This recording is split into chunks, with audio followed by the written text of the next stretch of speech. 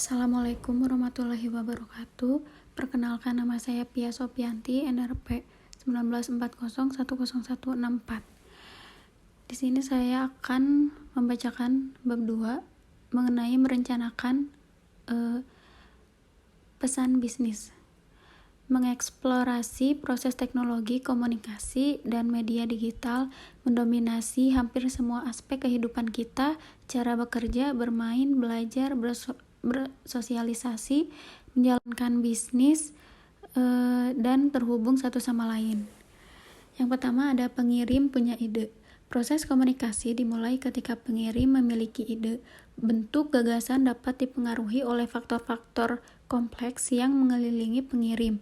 Faktor tersebut antara lain suasana hati, kerangka acuan, latar belakang, budaya, dan susunan fisik, serta konteks situasi dan banyak faktor lainnya. Yang kedua ada ide pengkodean pengirim. Langkah selanjutnya dalam proses komunikasi melibatkan penyandian. Ini berarti mengkonversi ide ke dalam kata-kata atau gerakan yang akan menyampaikan makna.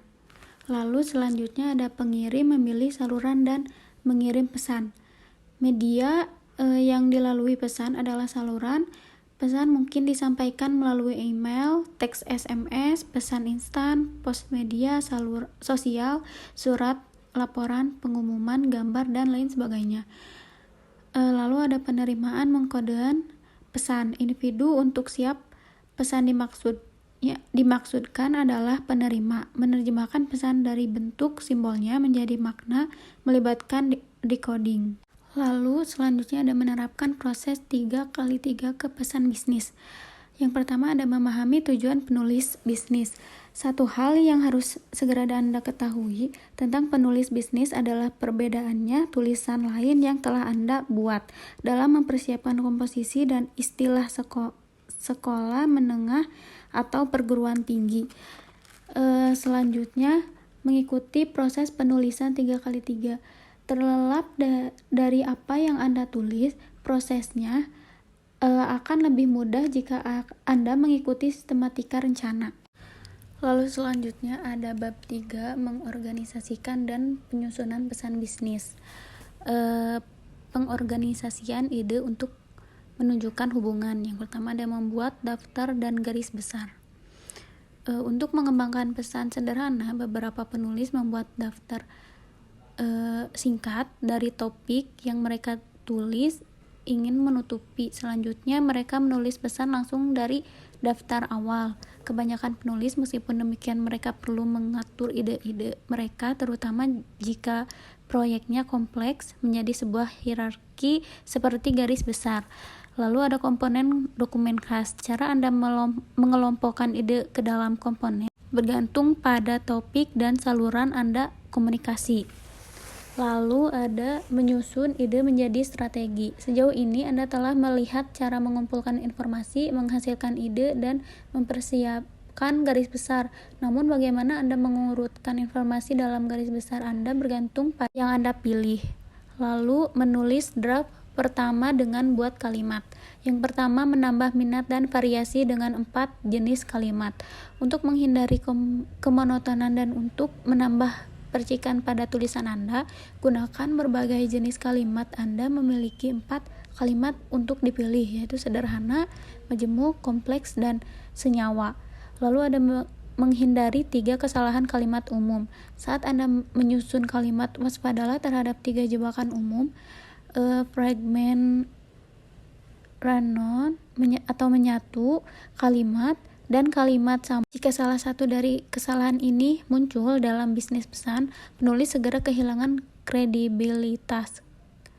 Lalu ada memiliki kalimat pendek. Karena tujuan Anda adalah untuk berkomunikasi dengan jelas, cobalah untuk membentuk kalimat dengan rata-rata 20 kata. Selanjutnya ada bab 3, merevisi pesan bisnis. Menerapkan tahap 3, penulisan proses. Yang pertama ada merevisi untuk ringkas.